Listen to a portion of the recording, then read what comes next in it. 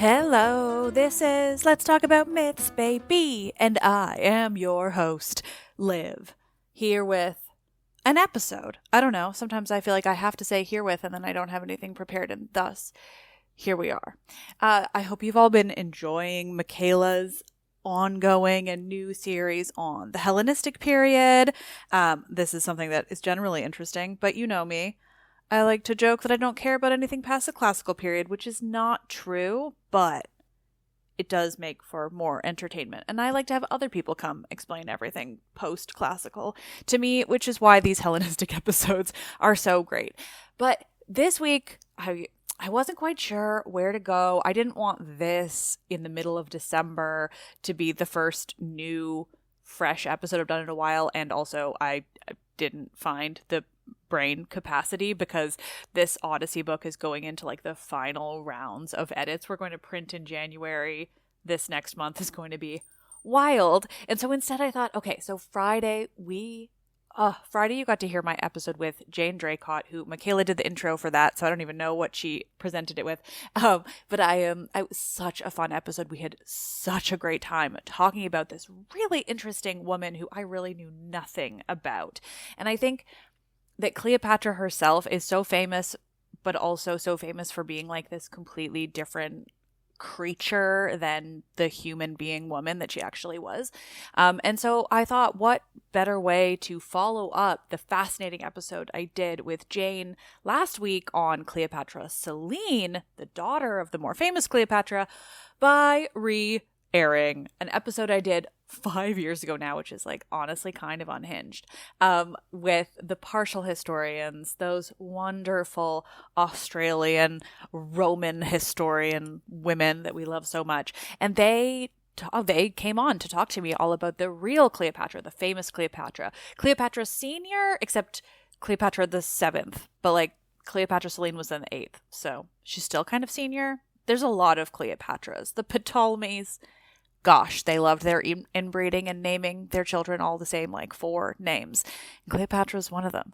So sit back and listen to this wild, wild episode on the historical Cleopatra, a woman who was just as seductive as she was, I don't know, conniving and smart and all about finding ways of keeping herself alive in a situation where everyone, or at least a lot of people, wanted her dead.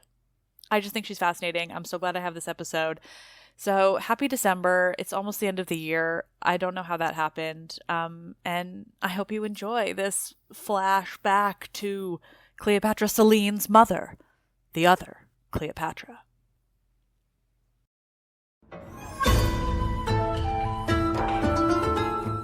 Conversations, seduction, or strategy? The very real Cleopatra VII with the partial historians.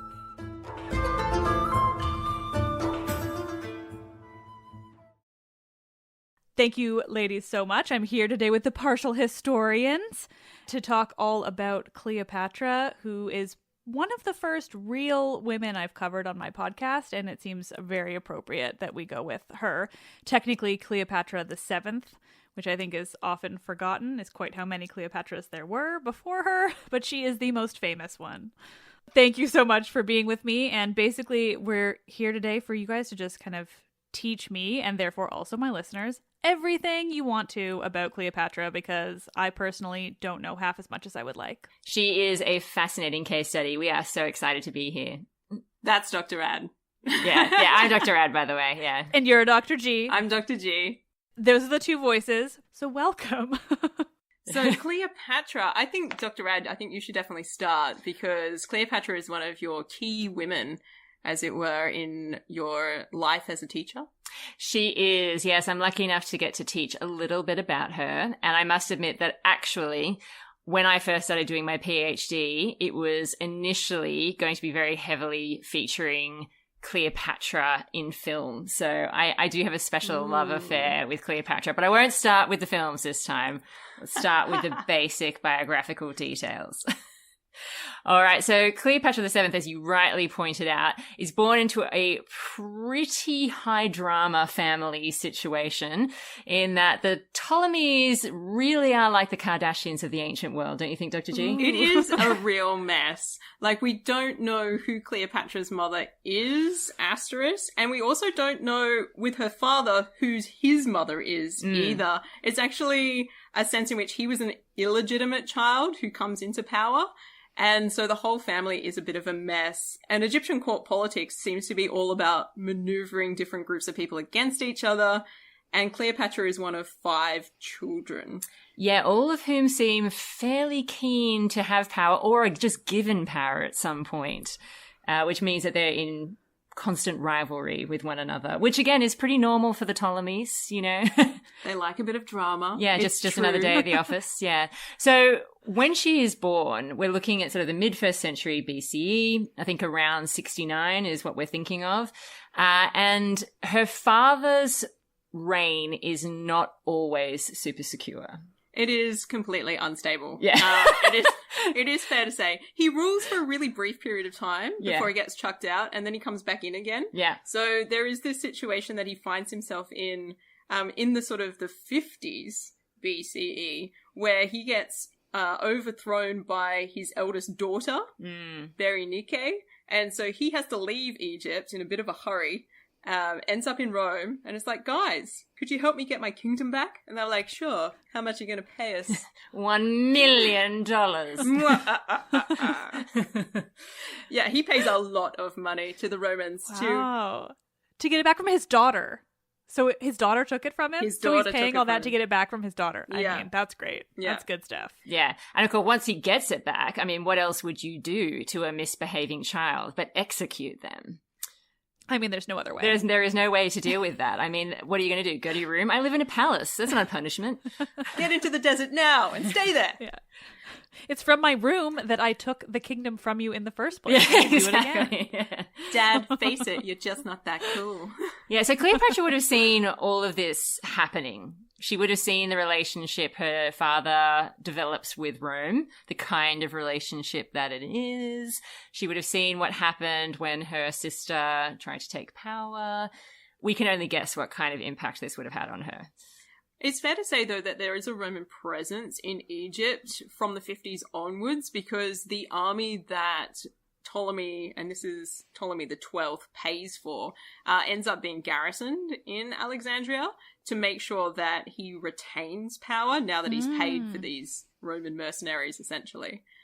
So there is a Roman presence in Egypt during Cleopatra's early life, and some rumors have it that Antony was part of that force. Yeah, so they met when she was a kid.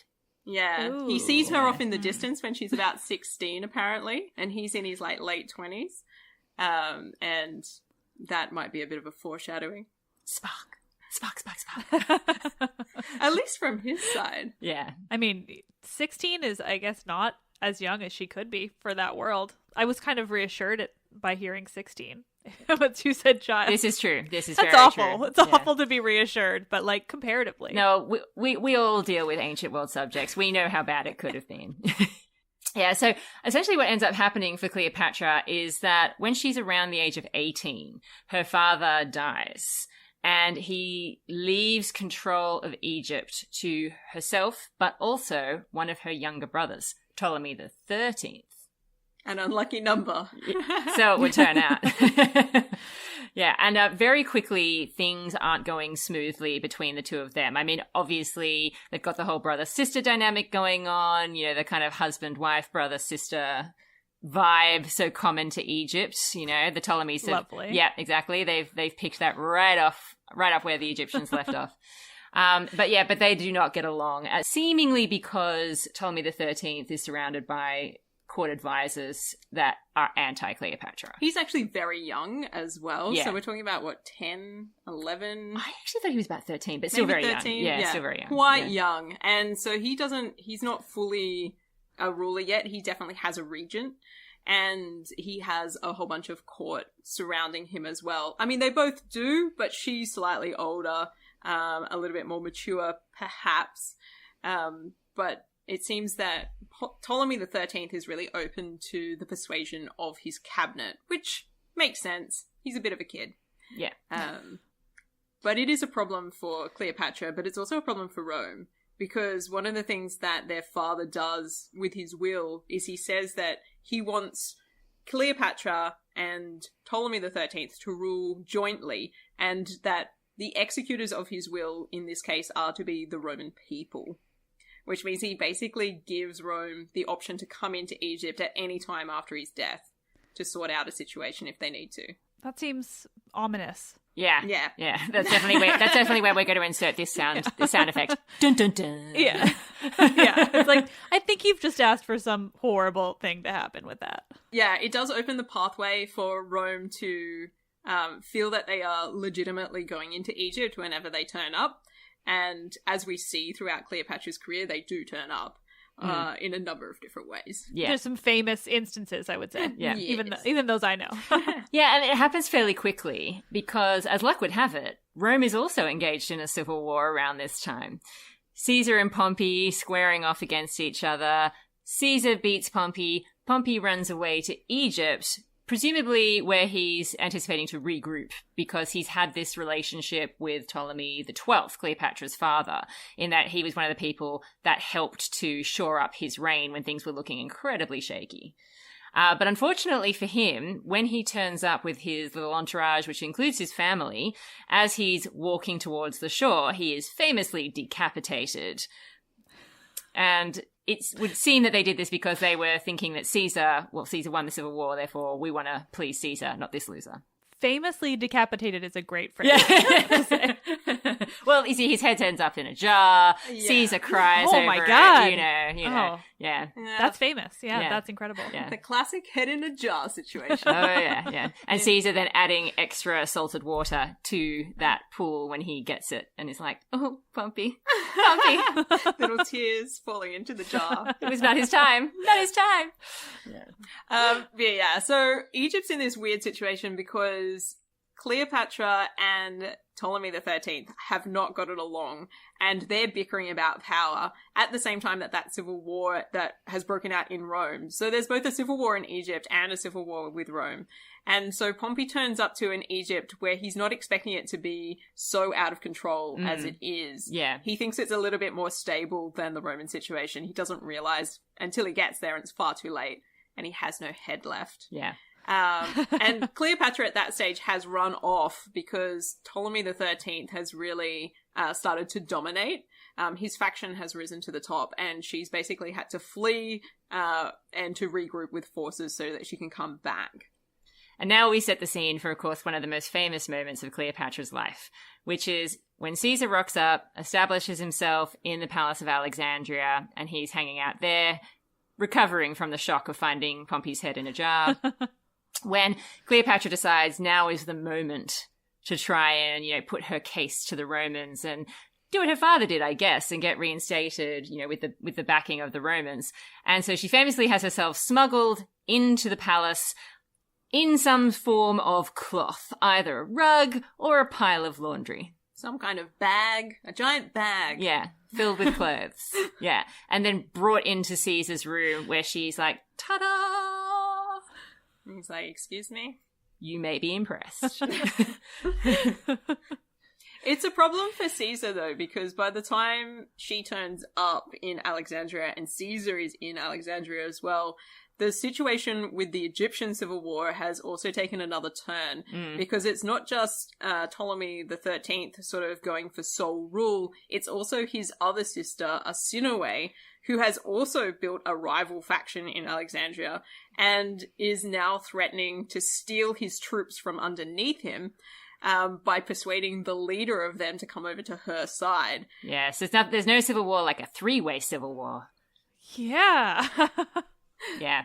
So it's pretty tense. You've got Ptolemy the 13th, Cleopatra and Caesar all holed up in the palace in Alexandria. And you've got Arsinoe having snuck out of the palace and made her way to armed forces. Yeah, and she's basically holding the rest of the city outside the palace area of Alexandria.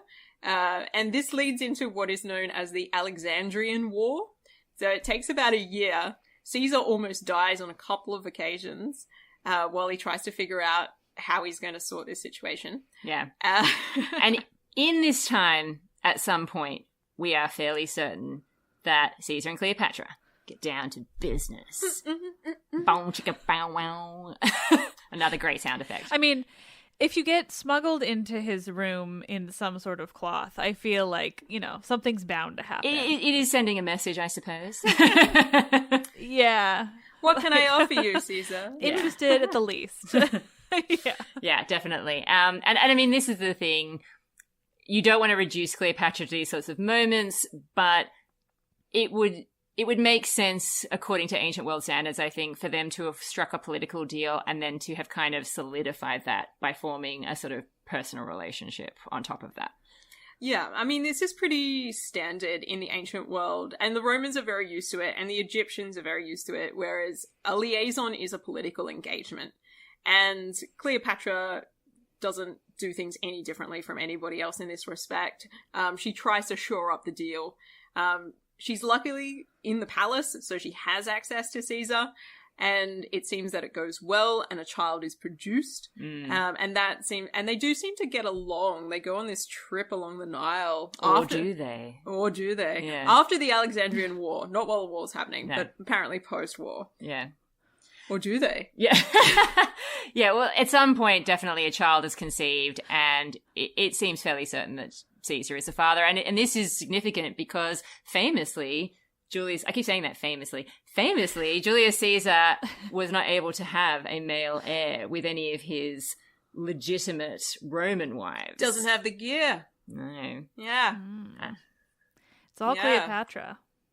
It's all. She knows what she's doing. Yeah. I mean, that's clearly a strategy. Well, it seems like she's just very strategic in general. Like, I mean, of course, so many of these things have turned into sort of poor ideals of her or portrayals of her as if she's some sort of, seductor.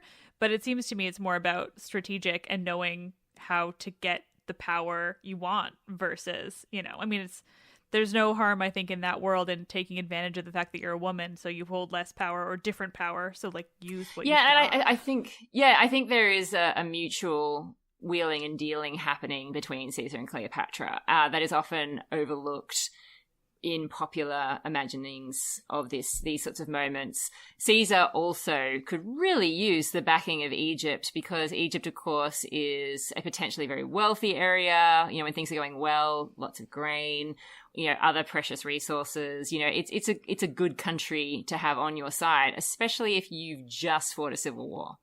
Yeah, and it's the sort of thing as well where, I mean, it's this kind of thing where we maybe credit too much from hindsight, but there's no way that Cleopatra could anticipate that the child that she would have with Caesar would be a boy, which would be useful. Nobody gets to really choose those sorts of things. I mean, that's convenient, but the political alliance would probably stand anyway because of the strategic usefulness of Egypt being the breadbasket, as it comes to be known later on. But she also goes to Rome, so she doesn't stay in Egypt even once the deal has been secured, ostensibly. She does follow Julius Caesar back to Rome, and she does spend a couple of years in Rome rather than in Egypt. So that seems like a risky move considering the kind of court politics that we know takes place in Egypt. So she must have been pretty certain by the time she makes that decision that she's really got no rivals left. Well, she had a couple of years after the Alexandrian War. She does have a little bit of time in Egypt to sort of solidify things while Caesar's off, fighting other campaigns and that kind of thing, and he's making his own way home. And he has, of course, captured her sister Arsinoe. So she's out of the way. And he's instated her in power with her other younger brother, who's even younger than Ptolemy the 13th, Ptolemy the 14th, who mysteriously disappears from the records not long afterwards. So I think she is feeling fairly secure because she's basically got no free siblings left, because Ptolemy the 13th dies during the Alexandrian War, drowned in his own heavy armor. Ooh. Great end. Yeah. Great end. So yeah, all her siblings eventually are either imprisoned or dead. Or missing in mysterious circumstances. Yeah. But it seems like maybe Cleopatra knows where they are. I think she might. I think she might too. Yeah. And so, going to Rome, obviously, and it is obviously so connected with Caesar because he even apparently put up a statue of her in the temple of Venus, Genetrix, which is obviously a big thing from Caesar because he claims to be descended from Venus. And that's the temple that he built to solidify his claim to having a relationship with Venus. So to place Cleopatra in there, that does ruffle some feathers. Cicero famously hates her and is very open about saying so. Yeah, and I think this is really where we start to get the mythologization of Cleopatra happening, because she arouses strong feelings in the Romans from the start. Once she gets involved in their story, and they are, of course, writing history in the form that we look at history these days, narratives, biographies, those kinds of things. They're writing those kinds of sources, which the Egyptians aren't really producing at this point in time. So they kind of get to dictate the terms on which we see Cleopatra and how we meet her. And so I think it's during these sorts of moments, her interactions with Caesar and the nature of them and how they arouse. For some people, obviously, they might be into it. Definitely, I think she started a bit of an Egyptian fashion craze amongst Roman women. But other people not into it. Definitely not happy. She does seem to be a polarizing figure, and it seems partly some of our source materials suggest that it's not so much that she's like uber attractive, because that's one of the things that sort of crops up as this kind of like misconception of Cleopatra. But one source in particular, and I can't remember off the top of my head who, but maybe you will as I tell you about it, Plutarch. Talks about her voice. Plutarch, yeah. And the way that when she starts to speak, it's almost as if she's just so captivating to listen to. And she has such a command of her expression that she comes into a conversation and immediately changes the whole focus of it just by being there. And that's just kind of like an X factor. That's just a person with massive amounts of charisma. And there's not much you can do about that. You're either going to like her or you're going to find her effect on you to be like deeply troubling. And how do you respond to that? Yeah, it tends to be there's no like in the middle for that kind of or type of person. Yeah, absolutely. And she also seems to be very intelligent. Plutarch also tells us that she speaks several languages, although interestingly Latin is not one of them. So presumably it must have been Greek that they were chatting each other up in. Ooh. Yeah.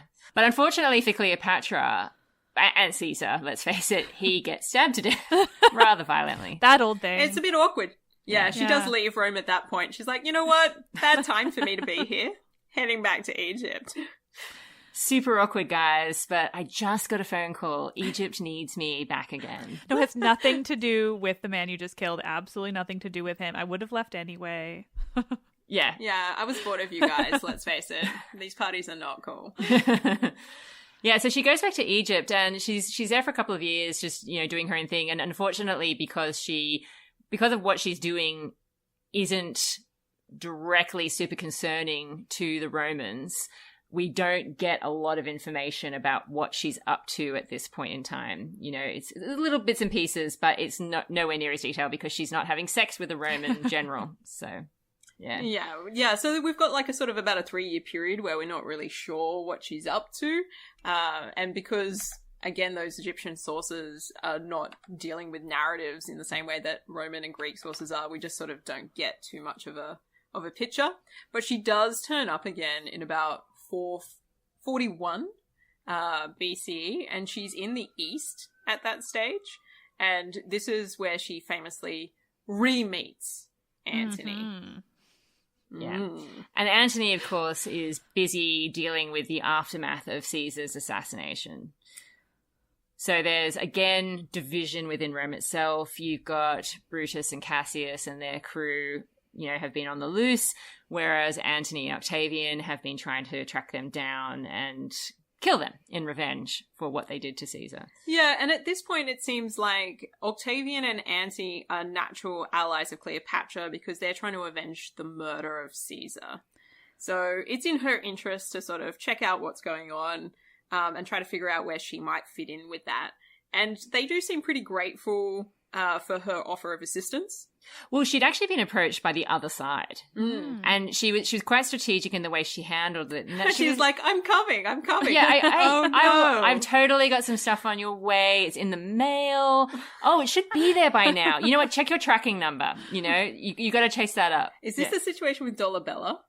Because there is a moment where she has to backtrack a lot with everybody because people are expecting her to turn up, and she's made some promises to all sides as a way of just sort of like keeping the strategy afloat so she can adjust and change, it seems, as things pan out. And people are expecting her places and she's not able to be there. And she has to talk a lot about how we got caught in a storm, the wind changed and we weren't able to leave. And there's elements of truth to all of those kinds of statements. But there also seems to be elements of strategy about them as well. Being like, definitely, of course, I'm so sorry. It just didn't work out. The weather. Yeah. Might be a goddess, but I can't control the weather, if you know what I'm saying. Yeah, but eventually she does throw her hat in the ring with Antony and Octavian, definitely, yeah. Antony and Octavian have got this alliance happening, and Antony, now that Bruce and Cassius are dealt with, he's thinking that he's going to pick up where Caesar had left off. Just before Caesar was assassinated, he was thinking he was going to go on a campaign against the great Parthian Empire. So Antony decides that's what he's going to do, and of course, he needs resources in order to do this. And so Cleopatra would be the natural port of call for him. Mm. Yeah, absolutely. So in 41 BC, we have another very famous moment, if you are a fan of Cleopatra films, which is the meeting of Cleopatra and Antony at Tarsus. Ah, yes. And this gets lots of traction in films. It's kind of a great moment because she does arrive with what appears to be a pretty fancy barge. She's really kind of like hitting all of the high notes of like, I'm an Egyptian goddess, not just the pharaoh, not just the queen of Egypt. I am Isis.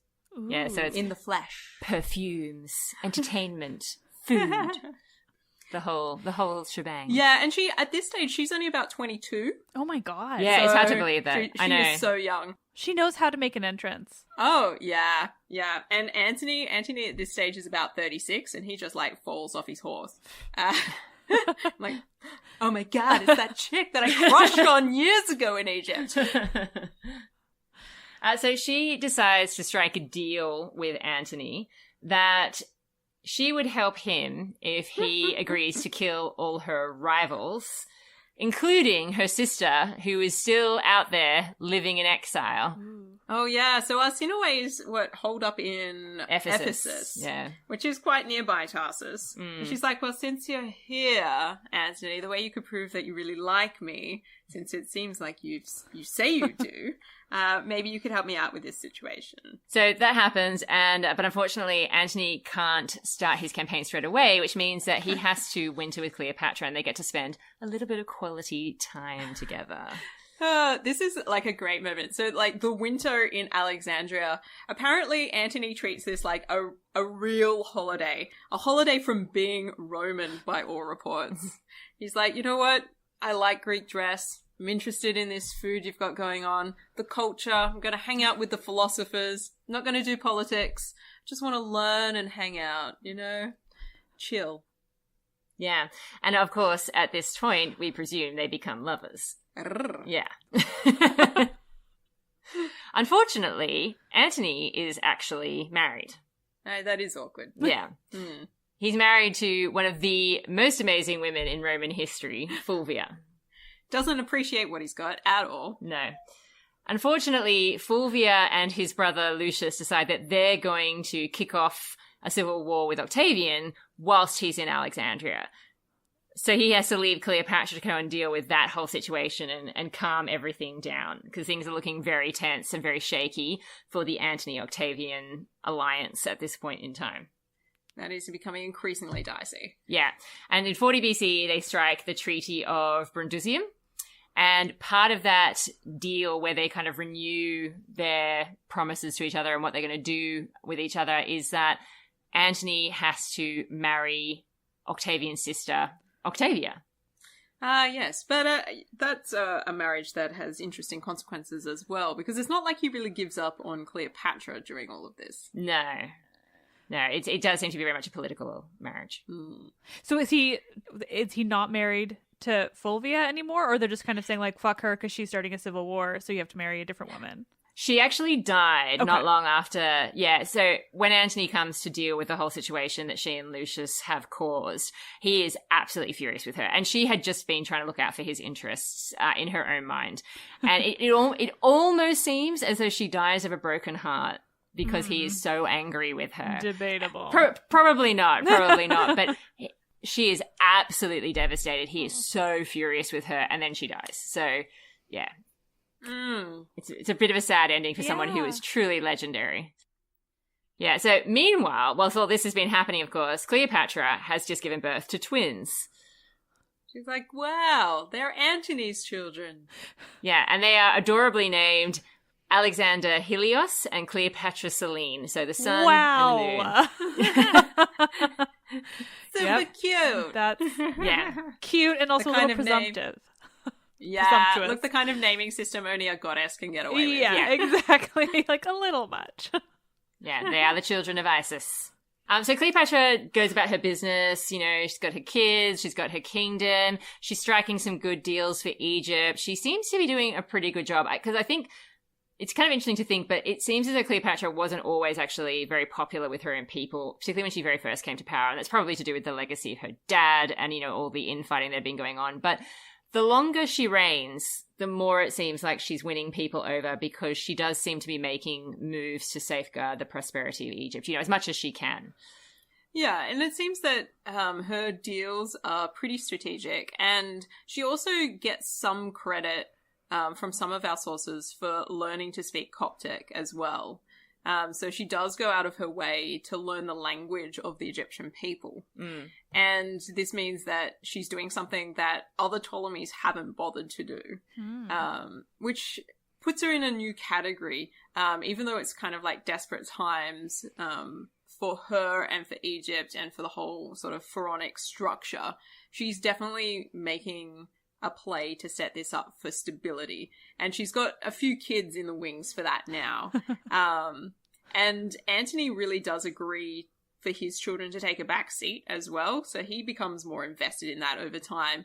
And he lets Julius Caesar's child take the top rank amongst those children, makes it really clear that his children are second rank within that structure, which is really interesting as well. Very unusual for a Roman man. They don't usually take the back seat. I think Antony might have been a special man. Yeah, so it's around 37 BCE when Antony and Cleopatra come into contact with one another again, because Antony is once again thinking about Parthia. Yeah. So he and Octavia leave Rome, setting out to get ready for the campaign. Octavia, however, is pregnant and doesn't feel particularly well, and so she gets sent home. She doesn't get to go all the way to Egypt, which is perfect timing. I bet Antony was like, yes! Freaking love morning sickness. Yes! And so when they meet again, Cleopatra does not just fall into his arms. Antony, you come back to me at last. She has some requests for some territory. Damn right. Yeah, absolutely. And of course, Antony's like, yeah, sure, no problems. She was like, when you get into Parthia, these are some of the chunks that I'd like. Yeah. And he's like, right you are, miss. Yeah. So they again winter together. In 36, Antony is ready to embark on his campaign finally, years in the making. The campaign, unfortunately, is a complete disaster. Cleopatra has to come and totally bail him out. Yeah. Once again, it's solidifying their relationship. I kind of love that he's kind of like just this like lovable doofus. He was like, I'll do it for you. And she was like, yeah, you better. And then he's like half an hour later, Oi, could you bring those extra ships? Because I kind of fucked it up. He's like, sure, honey. Yeah, so it seems like he retires, probably planning to go and deal with the Parthians again and try and redeem his honor. But unfortunately, there's another situation which has arisen and demands his attention. It so often seems to happen. He has to go and deal with Sextus Pompeius, who's causing all sorts of havoc. Okay, and then... Pause. Yeah. Sextus Pompeius is hugely important. Let us not forget. Fair enough. He is the son of Pompey the Great, the guy who got his head cut off and put in a jar. And he's been pissed off at the whole situation with Rome ever since then, essentially. So he is very against Caesar because he believes that Caesar is kind of responsible for the whole situation that his dad got into because of that civil war. And then Caesar gets stabbed, and then Octavian and Antony are on Caesar's side, and he's like, I'm not having any of that. And he basically builds a rebel force of pirate ships and sails through the Mediterranean causing trouble for everybody for years. And he's hanging about with all of his sailing ships being like, screw you, Rome, screw you all. I want a deal. I want a cut. And if you're not going to give it to me, I'm going to take all the cash. Yeah, he's like, this is what zero fucks looks like for Rome. I give zero fucks. Screw you all. Yeah. And he's often skipped over, but I don't want to skip over him. No, you're right. A little segue. I was once again going to be sidetracked by the grand romance of Antony and Cleopatra and totally forget about the pirate captain. The pirate captain. I'm very glad I heard about the pirate. But he has been causing trouble. And they do have to deal with him. And at some point they decide that they actually need all of their forces combined in order to deal with Sextus Pompeius because he has just caused so much trouble.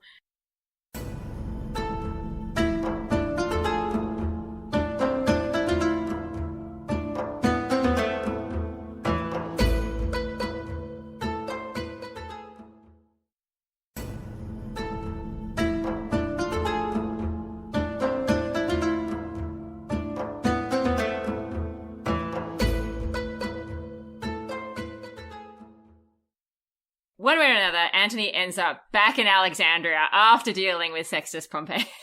And all the pirate ships. Yeah, and all the pirate ships and all that kind of stuff. And it's around 34 BCE that we get a very big moment, which really, I think, is a turning point for this whole story. And that is the donations of Alexandria. Ooh. Yeah. So it's where Antony and Cleopatra put on this huge show. It's the party to end all parties. Yeah. It's this huge, all this pageantry. And Antony kind of just divides up all his territory and bestows it on Cleopatra and all the children. Mm. Now, I should point out, this is not land that he actually has any right to give anyone. He doesn't really own any of it. No, he is not master of the universe. And these places actually have rulers already. Doesn't really matter. Details. Yeah, don't worry about that. We'll figure out the fine print later. The important thing is that you're going to have them. Yeah, so it's definitely, you can definitely see this sort of structured thing with Cleopatra and Antony at the top, and then you've got Caesarion, and then you've got Antony and Cleopatra's children underneath that, all having their own little realms in this, like, monster dynasty that they seem to be creating. Yeah, and so this is where the moment comes where Cleopatra is heralded as the Queen of Kings. And the new Isis, like, reborn. It's like she's fully come into her own, and it's this sort of grand gesture. I think of just how much he might be, like, completely in love with her by this point. That seemed like, I mean, from a political standpoint, this is crazy. This is bonkers stuff for him to be doing. So you have to think at some point that maybe he's turned from, like, being politically strategic to just being, I'm all in. Yeah. I think up to this point, he could definitely justify his relationship with Cleopatra, like, when his Roman buddies were like, hey, dude, like, what's up with you and Cleopatra? Like, what, Octavia's not good enough for you? You don't like Rome anymore? And he'd be like, guys, got this whole under control. I'm just using this chick so I can get some resources for Parthia, you know what I'm saying? Egypt is really strategic, and if I have their backing, we'll definitely be able to take the east. Yeah, it's all about the grain, y'all. But no, at this point, it's pretty clear that things have shifted for him. Yeah. And the Romans are all over this. And Octavian in particular is kind of like, that's it. Yeah. I'm done with this. Yeah. This guy has lost it. He is an embarrassment to Rome, and we just cannot have this continue. And of course, this is also, I admit, an insult to his sister, who has borne Antony children by this stage as well. And they are still married. Like, What is he doing? Yeah. Oh, yeah, because there's like they have a third child at some point as well. Antony and Cleopatra have a third child, but Antony and Octavia have 2 children together. The man is busy. He's doing a lot of business. Yeah. Stretching himself thin. But also it's like, so that's a lot of traveling between Rome and Egypt. Like, I mean, the Mediterranean's pretty big. Yeah. Yeah, lot of seed to spread. Yeah. Yeah. Got to be on the ground to do the business. Yeah. No. Not like modern days. Yeah, so this is definitely the moment when, again, things start to shift, I think, for Cleopatra in terms of the way that Rome wants to deal with her. So now she's really quite scary and threatening because a man at the top of his game, you know, he's got a reputation as a good general, you know, he's got the connection to Caesar, he's really ruling the Roman world alongside Octavian, and yet he is willing to make these sorts of crazy political moves for Cleopatra. And this is where we start to get the kind of attraction, but also, I think, really crippling terror at the power that Cleopatra must have over someone like Antony. You know, the seduction, the potential for seduction that she has. Yeah, and this kind of calls into relief all of the people in Rome that already knew her from her previous encounters and the time that she spent there. And if they didn't take to her then, they've really turned on her by this point. And this is a really strategic play for Octavian at this point as well, because he can reclassify the situation as an external war from Rome's perspective. They have to take out Cleopatra. She is the danger. Rather than making it a civil situation where going after Antony is just a perpetuation of the civil unrest that Rome has been experiencing for years now, they can turn it into what they like to call a just war and be like, well, she just needs to go. So you've got a lot of mythologizing of Cleopatra that's going on all throughout this time. Obviously, the moment she's become queen, she's producing her own propaganda, you know, mostly targeted obviously towards like her Egyptian subjects and that sort of thing, but she is putting out her own image and creating her own image there. But then the more that she's entwined with Antony, the more that they start creating their own propaganda of them as a couple. So, you know, coinage with them both featured on it together. And again, notoriously, Cleopatra really does not look great on these coins. So it's an interesting kind of propaganda. But yeah, they're producing their own kind of propaganda. And then you've also got Octavian, who's coming after her because she can now be the target. She can be the bat that he's going to use to beat Antony to death. And so he really drums up the fact that this is a foreigner. This is a woman in political power. This is against everything Rome stands for. Yeah, it kind of hits all of those notes that Romans are perpetually afraid of. Foreigners and women. I mean, that's basically it. Rome cannot handle either of those things. Particularly if they have power. Both so horrifying. Horrifying. Yeah. Oh, God. Yeah. Oh, how did it even happen? Yeah. And because Antony really is like, I'm all in. And everyone's like, wow, you really emasculated yourself, bro. That's kind of like the Roman take on everything. As soon as a woman is involved in a powerful sense, they just kind of turn into that sort of like misogynistic kind of phraseology. And part of our issue when thinking about Cleopatra and the way that she's portrayed in the source material is that Octavian ends up winning this war. And all of the sources then written from that point onwards come with his kind of sort of approval tacitly. You want to keep that guy happy. And that then really cements Cleopatra in this negative light as this seductress and this person who cannot be controlled, and she's able to turn men against their own country, you know, and the idea that Antony's masculinity has been completely stripped away in his willingness to do anything that she asks. As far as the Romans are concerned, this is like the worst thing that could possibly happen to a guy. And so Cleopatra has to be the one to blame. It's always the woman's fault. If we know anything from my podcast, it's always the woman's fault. Absolutely. And this would obviously be interesting for you because obviously I'm sure the Aeneid is something that's attracted your attention, you know, quite a bit. But a reminder to my listeners who have listened to my 12-part over a whole year covering of the Aeneid, Octavian is Augustus. So That's Octavian is his name before he takes the role of emperor, and then he is Augustus. So every time if we're talking about Octavian here, that is the same man that I have complained about in the Aeneid. Yeah, exactly. And the Aeneid could really be seen to be telling this kind of a story, because it's all about, this Trojan prince who falls into a passionate love affair with an African queen. Yeah, the difference being that, unlike Antony, he does his duty. He does what he's supposed to. He leaves her and is like, whatever, dude. Throw yourself onto a pyre, see if I can. Why won't you talk to me? Yeah. I came all the way to the underworld. Poor Dido. Yeah. So all this propaganda that's coming out, during and after Cleopatra's, final showdown and during Augustus's reign, it is very clearly sending this message that Antony did not do the proper masculine Roman thing.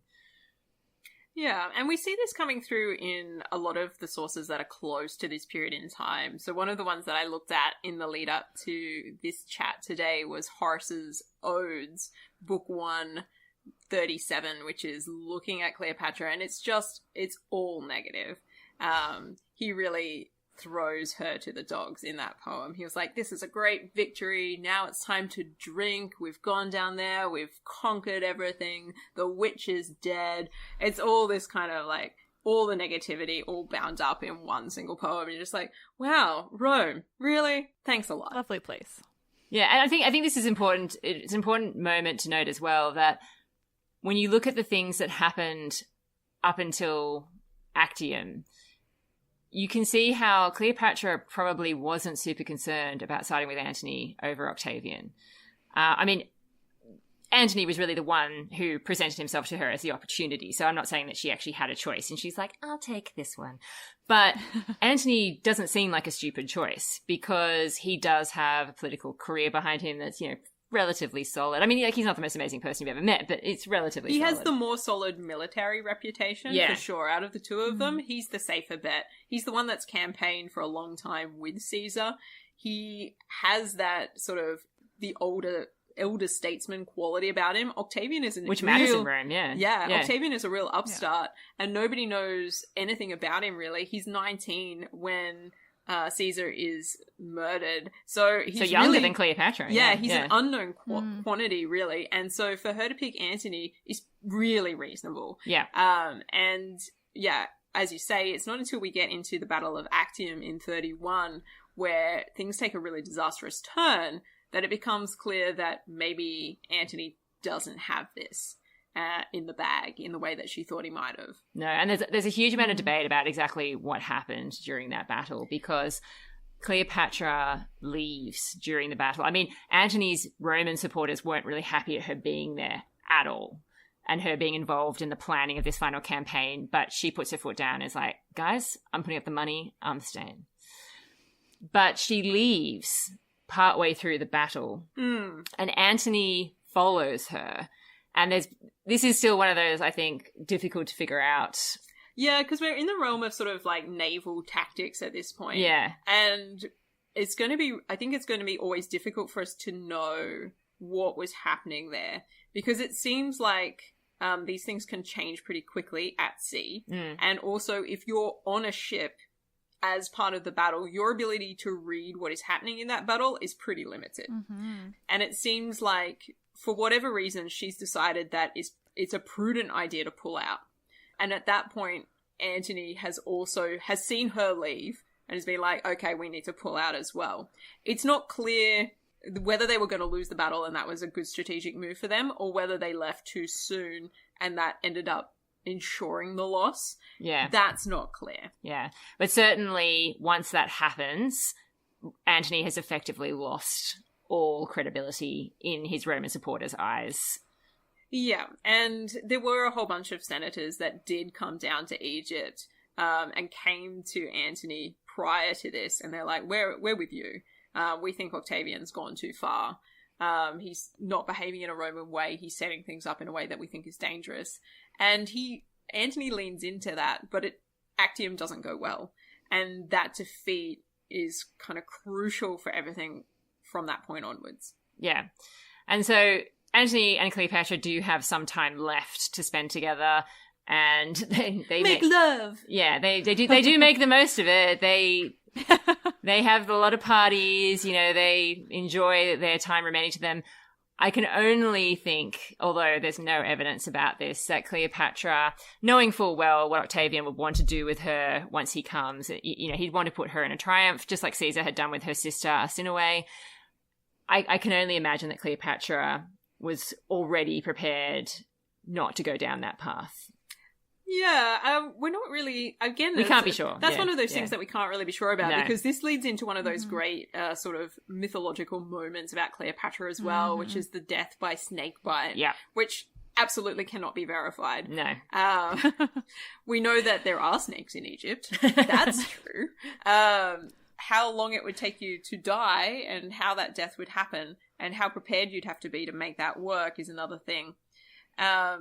We're just not sure. No. And Antony he goes first. So he commits suicide when it seems like this is going to go Octavian's way. And Cleopatra holds out, and it seems like maybe she thinks that there might be some options for negotiation here, and it's worth finding out what they are. And when it becomes clear that that's not the case, she also commits suicide. Yeah, I think she was prepared for that. I think she always had that as like an option. Yeah, and we get some interesting sort of like stories around this that, and some of which are sort of put into later films as well, where the Romans try to negotiate with her through a door. She's locked in a pretty secure chamber, and while she is discussing it with somebody through the door, one of the other Romans comes around the back way and sneaks in, stuff like that. Those kinds of stories happen. And so you're like, okay, well, her chances of setting up the snake situation, it's all a bit tenuous. Seems like it would be a lot of work for something that she could have done in a much less difficult and troubling way. Yeah. And the other thing that she could have done, which would have involved snakes, is drinking the venom, which would have been potentially a lot easier. That's scary. It's horrifying. Yeah. It's all horrifying. Yeah. Rather than encouraging the snake to bite you. I mean, come on. Yeah. Yeah, but Octavian, of course, wins the day. She commits suicide and is the last pharaoh to rule Egypt because Octavian makes Egypt his special personal playground, which it shall remain for pretty much all of the Julio-Claudians. Yeah, he decides to make it a annexed province of Rome and puts it under his personal control. Doesn't institute any king to sit in there. Gets rid of all the children. Yes. Well. The children that Cleopatra and Antony had, those second-tier children, I bet they're feeling pretty happy that they were second-tier now. Yeah, really. Yeah, because they aren't killed. They're taken back to Rome. They're taken back to Rome, and they're actually raised by Octavia. Whoa! Yeah, really? Yeah, oh, and they're subsequently married off into various. The things that woman does for Antony, he does not appreciate Octavia. Yeah, they become like royals in other parts of the world eventually, you know, when they're old enough. But the one that he's really concerned about, of course, is Caesarion. Caesarion does not escape with his life. Caesarion represents a threat to everything that Octavian has now built about his own reputation as being the heir to Caesar, so that kid's got to go. Yeah, absolutely, yeah. Yeah, and so Octavian gets to kind of cement his version of things, and the accounts that we have we have the poetry, as you mentioned, from, you know, Virgil, Propertius, Horace, you know, we've got all of that coming out of Augustus's own reign and lifetime. But then we've also got people like Plutarch and Appian who are writing later, and we've got bits and pieces about Antony and Cleopatra's affair in particular. Caesar, it does come up, but it's definitely more Antony and Cleopatra that get the most attention. You got a little bit on her in sources like Suetonius as well, and the biographies he writes of Julius Caesar. And these sorts of source materials are, you know, inspire artworks, they inspire plays by Shakespeare, and they become the base for a lot of 19th century work about Cleopatra, and then eventually films about Cleopatra. And so when we get into the 20th century and the 21st century, the Cleopatra that we see tends to be the other, the foreigner, the woman. You know, we really focus on those qualities, the seductress. All those things that were elements of the propaganda that Octavian crafted really what we tend to see in our popular culture of Cleopatra, when there is actually a rival source tradition that comes out of the Arabic world. It is problematic in its own sense in that it comes much, much later, what we have surviving anyway. But it has some really fascinating details, and it tends to focus less on her appearance and her relationships with men. It focuses much more on what she actually did in her lifetime. So public works for her kingdom, things that she wrote, works of science and medicine and also beauty. But yeah, it's really interesting that there is such a different tradition out there, and yet it really hasn't made much impact so far in the popular culture and the way that we represent Cleopatra these days. And even the sources that we have that are more contemporaneous from when she's alive don't get as much traction. So we do have a text called the Alexandrian War, which we don't know the author of, but it tends to be connected with Caesar in his writings. And it goes into details which are political, and we're looking at the way that she's maneuvering, and it just doesn't tend to get that much airtime. The thing that has happened is that we hit Shakespeare, and Shakespeare seems to have really enjoyed Plutarch. And that's one of his key sources. And so everything from that point takes that sort of 2nd century Greek moralistic biography tradition and really runs with it. And once we're into that sort of thinking about it in terms of morality and the framing of things as character flaws rather than just like things that are happening in people's lives, then we start to see that Shakespeare really plays off that, and it becomes its own sort of beast when it gets into film and also opera. And then, of course, with popular culture, that is blended with whatever's happening at the time. Yeah, and I think it would be, we wouldn't want to overlook, like, the way in which Cleopatra has an ambiguity about her ethnicity, which has really meant that she accrues a lot of popularity from different sections of society who want a piece of her. And the fairest way to put it is that we just don't know. So she has that flexibility in ambiguity because we don't know who her mother is for sure. We also don't know who her father's mother was. So there's enough ambiguity in the lineage that she sort of can be taken as a Macedonian Greek. She can be claimed as an Egyptian. She can be claimed as an African. And she has this sort of plurality about her. Because we don't know, she has this sort of fascination, I think, when we're thinking about women who are powerful and how they get there and what they do with that power when they have it. And I think there's something to be said as well for our cultures. We tend to be drawn back to stories where women failing in this sort of tragic, romantic way is a very appealing story to us. If we look at the tradition of biopics, as a genre throughout the 20th century when film becomes a medium, stories about women with power tend to be stories about women who fail, who try and have it all, or whatever, or they have there's something that interferes with their the career. Myth of being able to have it all, that's the setup for the failures. And even with royalty, it's always like a choice between, do I do my duty or do I give myself over to my heart? And we tend to like those sorts of stories, and Cleopatra fits really nicely into that kind of a storytelling tradition. Even though it seems that, like, when you look at it, she's really just making strategic decision after strategic decision. Totally. And it's really perhaps the men around her who are maybe not making as strategic decisions as they could. And it works out in her favor. And I think that's interesting as well, because I don't think her story is a narrative of failure. Obviously, it's tragic that she is the last pharaoh of Egypt, but that's kind of not her fault. Yeah. I don't see that as any, you can't hold her responsible for that. No, she seems to have been, certainly doing her best to not be the last pharaoh of Egypt, but also just, the level of strategy and power and just intelligence that she brought to everything. This has been the most fascinating thing I've ever sat through. But also, there's just so little in the focus on her when it comes to the things she accomplished beyond the men she slept with and what happened afterwards. Yeah, and when you look at what we've actually got documented evidence for, Cleopatra only slept with 2 men in her entire life, and she died when she was about our age. Wow. Yeah. And so, I mean, it's not to say that she, she was a queen. It's not to say that she didn't have other lovers. But in terms of what we can actually document, this idea of her as some great seductress, she had two pretty solid long-term relationships with two men. They just happen to be some of the most famous Roman men to ever have lived. It's just a coincidence. And just like they happen to sleep with one of the most famous Egyptian queens to ever have lived. It's just one of those things. Well, and it's political strategy, right? It's not like, it's all about keeping yourself alive and in power. And no, but it is the fascination and what she can offer in a visual medium, I think, as well. Like one of the earliest silent films to be made about Cleopatra starred an actress called Theda Bara. And Theda Bara was a studio-made confection.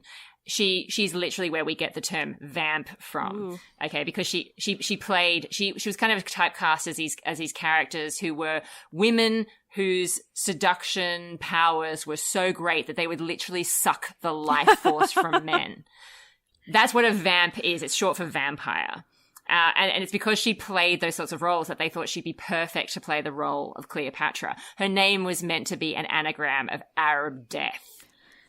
And there were all sorts of she was just a Jewish girl from like the Midwest, and they created this whole story about how she was born in the eyes of the Sphinx, suckled on the milk of it was crazy.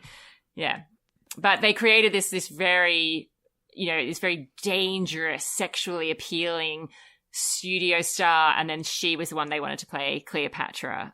And I think this feeds into the really problematic way that our sort of like underlying patriarchal narratives tend to shape the storytelling as well, because it's kind of in a way dismissing her strategy and her capacity for politics to be able to sort of like chalk her up as like, oh, well, she's the one who slept with all the Romans, because it means that you don't have to deal with the hard reality that she was fighting tooth and nail. One, for power. She overcame all of her siblings. That was a fight of some magnitude. It involved wars. It involved her having to kill all of her siblings and finding ways to do away with siblings afterwards as well. And then holding on tooth and nail for power in whatever way seemed reasonable with the options that she had in front of her at the time. Yeah, and I think the other thing is as well, there have been, I think, attempts to maybe try and shift that a little bit, like the 1963 Cleopatra. I actually really like that. I know it's got a bad rap, and I know that not everybody thinks Elizabeth Taylor is a great Cleopatra. I actually love it. And I think it's because initially that was actually, coming in the 60s, it's obviously, women are starting to get a bit more freedom. It's on the verge of second wave feminism. And originally it was meant to be two films, Caesar and Cleopatra and Antony and Cleopatra. And there was going to be a lot more room to show Cleopatra off in that format. She was meant to come across as a political visionary. They really wanted to open that side of her up. And I think you can still see remnants of that, like when she has moments with Caesar where they really are envisioning this world that they're going to rule over together. But unfortunately, it was such a mess. The film, the script wasn't finished when they started filming. It was, there was all sorts of drama, obviously, with Richard Burton and Elizabeth Taylor getting together in real life. And their relationship was exceptionally violent. There were times when they had to take time out of filming because Elizabeth Taylor had been injured in domestic violence incidents. She'd already almost died anyway and had a tracheotomy when they were filming in England. There was all this drama going on. And of course, Burton and Taylor were both married, so there was their other spouses to deal with. So all of that kind of ended up taking over a little bit. And it ended up costing a huge amount of money. It cost about $44 million in that time, wow. of which Elizabeth Taylor got about half for her salary and her living expenses while she was there. And so it was the most astronomical film, and the expense meant that it really couldn't earn back what, it kind of did okay, but it could never earn a massive profit because it just cost so much to make. And they ended up just sort of chopping it into one film. And a lot of Antony's story and a lot of Cleopatra's story ended up, therefore, on the cutting room floor because it was like 9 hours. And they had to cut it down to like 2.5. So, yeah. That's really interesting. I haven't actually seen it, and I probably should. It's great. Oh, you should see it. Yeah. Would recommend, but also like have snacks because it's like even now it's about 4 hours long. Yeah. They've restored it. So yeah, but there is a fantastic scene which is my absolute favorite. I'm sorry, Dr. I am going to reenact it. When Cleopatra and Antony have been apart from some time and he's run off and married Octavia, they show this as being, devastating for Cleopatra, which, look, who knows? It might have been. You never know. But when he comes back to ask for her help again, she is standing there, she's sitting there, all her Egyptian pharaonic regalia looking amazing, because I don't care what anyone says, Elizabeth Taylor is gorgeous. And he makes his request and she says, "You will kneel." "I will what?" "On your knees. You dare ask a representative of the Roman Empire to kneel before you? I asked it of Julius Caesar. I demand it of you." So the dialogue, it's amazing. You'd probably be better off putting the actual scene in there than me reenacting it, but it's just amazing. I love it. You've convinced me. And of course, we don't know where the Gal Gadot film's going to go. That will be absolutely fascinating. Yeah. That'll be interesting. What her future holds, nobody knows. There's so many interpretations of her. I mean, Katy Perry's done her, Beyonce's done her. Well, honestly, I mean, I've just been sitting in awe throughout this whole thing. I'm so glad I asked you to do this, and that me just saying, give me a rundown on Cleopatra in general produces like a wildly fascinating hour about Cleopatra. So thank you both so much for doing this. This is such a perfect episode for Women's Month, but also just generally dipping into really important historical women, which I so rarely get to do. So thank you so much. Thank you. Always happy to talk Cleopatra. Oh, so glad. So why don't we tell everyone where they can listen to your podcast, where you do this about so much more Roman history? Oh, yes. Well, you can find The Partial Historians wherever you listen to excellent podcasts. And we're also on a variety of social media. We're on Twitter. We're on Instagram. We're on Facebook. Although Facebook is a little bit problematic.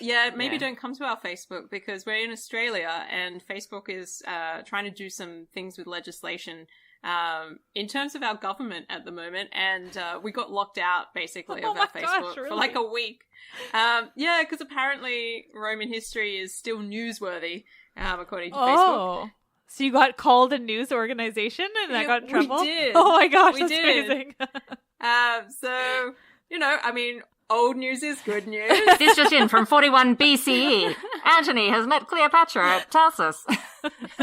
He blushes. Yeah. But we're also very excited. We've also just started launching some artwork, which we're making in collaboration with Bridget Clark, which is going to be about some pretty fascinating women from the ancient world, probably including Cleopatra at some point. So yeah, watch that space. If you like having some interesting ancient artwork on your walls, do come and check it out. Yes, this is recording a couple of weeks before this episode will actually come out, but I just reposted your Instagram of that because I saw the Agrippina, and that's amazing. That's so exciting that you're doing that. So I'll be posting more of it. Thank you. Yes, well, Agrippina is our first casualty, but Cleopatra is definitely in our sights. Well, thank you so much for having us as well. Oh, thank you. This has been so wonderful. So everyone, please go subscribe to The Partial Historians and follow them everywhere for more just women podcasting, but women podcasting about badass women in history and mythology. I think we all need more of it. Yeah. Woohoo!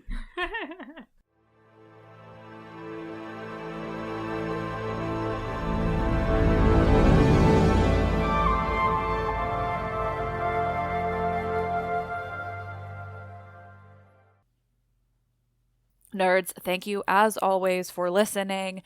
We will be back on Friday with the final reading episode of the Thebaid, and then I think we might be reading the Odyssey next.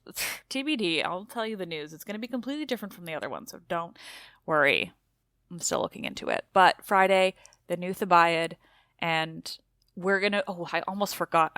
This is live. I almost forgot. Please submit your questions for a Q&A episode. Michaela and I would love to do one for the end of the year like we always do, but we need fresh questions. So get them in either by text or now we have the voice notes available. Either way, go to mythsbaby.com/questions and send some stuff in. Questions, prompts, queries, who the hell knows? just gave me stuff to talk about. I'm excited. Thank you. Let's Talk About Myths Baby is written and produced by me, Liv Albert. Michaela Penguish is the Hermes to my Olympians, my incredible producer. The podcast is part of the Memory Collective podcast network, of which the Partial Historians are also part, because obviously they are. They're delightful. Select music by Luke Chaos. That's all, I think. I don't know. Happy winter, except to the Australians, I guess. Happy summer to you. That's not as funny as I wanted it to be. I am Liv, and I love this shit.